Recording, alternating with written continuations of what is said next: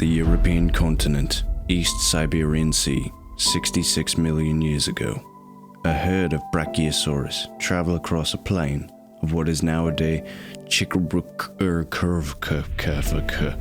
in Sakha Republic of Russia. These magnificent creatures are in their final moments.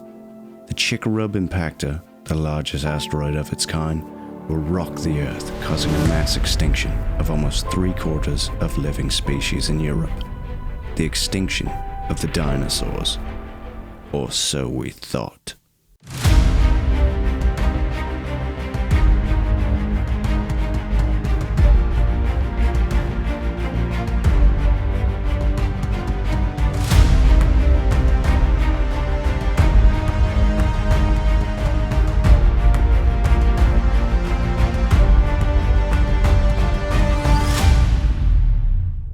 Back in 1563 in Sussex, England, a geologist by the name of Dinosaur was on a walk when she discovered massive fossilized remains.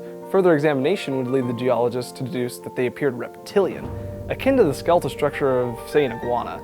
The idea that massive beasts roamed around the Earth before Homo sapiens was not common knowledge at the time, making this finding hard to understand for people. Early archaeological discoveries of late 11th century Scandinavian writings detail accounts of unsuccessful Western exploration in the Viking Age. It's the craziest thing. You have these weathered Norsemen who sail across the Atlantic, these seasoned warriors who come back home after their expeditions with nothing to show. These brutal Viking men shaken to the bone by what they described as the Jotun, immense monsters with gods on their back. The Norsemen of 11th century Scandinavia had run into indescribable monoliths, who the Vikings proclaimed were ridden by godly figures with dark skin and razor-sharp spears. The Old World would not again come in contact with these godly beings until England's Age of Discovery. In 1607, King James I ordered a charter to the Americas to establish a permanent settlement in Northeast America, named Jamestown, Virginia. King James planned on discovering riches in the New World, but his men would leave empty-handed and report back to Great Britain with a warning. The king's men had been defeated at port by colossal iguanas commanded by the indigenous people, never to return. From 1607 onward, the indigenous people tamed these behemoths, and they became a part of the many tribes' everyday life. From agriculture to architecture, these dinosaurs were essential to the prosperity of the tribes in North America. The tribes ended up prospering all over North America, and it was with the dinosaurs' assistance that helped build their world around them.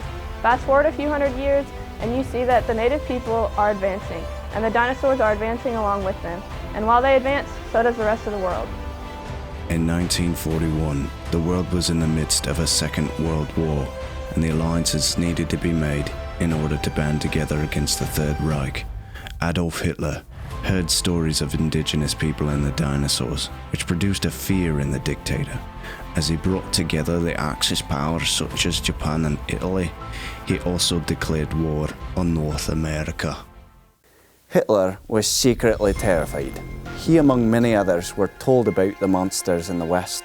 He knew if he was going to fight, he had to fight hard against North America, Britain, Russia, and China.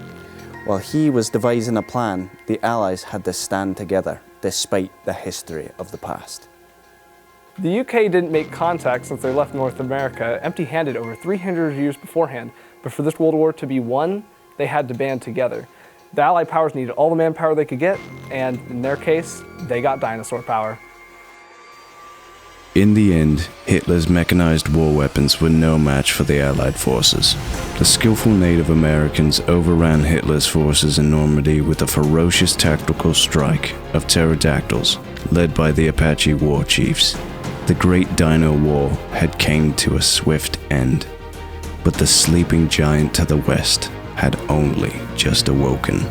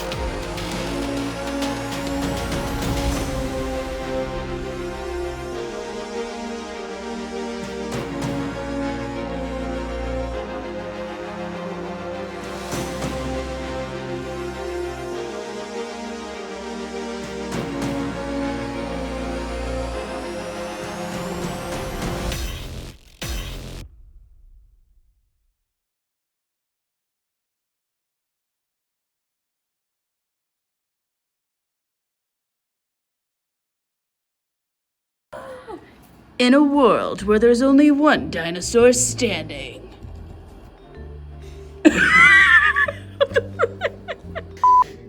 You look like Einstein. So do we not have a game? So bombs, right? Wait, hold on.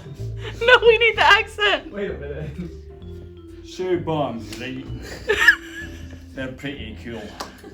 Would lead the geologist. That why does it keep moving? Further examination. I looked at the camera. Stop. I looked at the camera. Further examination would lead to the geologist to stammering. Action. In 1607, I looked at the camera. I was smiling startled. These brutal Viking men shaken to the bone by, dang it, and report back to Great Britain with a warning. The king's men had been defeated at port by colossal iguanas commanded by the indigenous people, never to return. Cut. Ready, action. It's the craziest thing. You have these weathered Norsemen who sail across the Atlantic, seasoned warriors who come home with after their The king's men had been defeated at port by colossal iguanas commanded by indigenous people, Cut. never to return. Cut. You sound like you were starting to laugh. Your voice was breaking. We need to try again. I'm sorry. One more.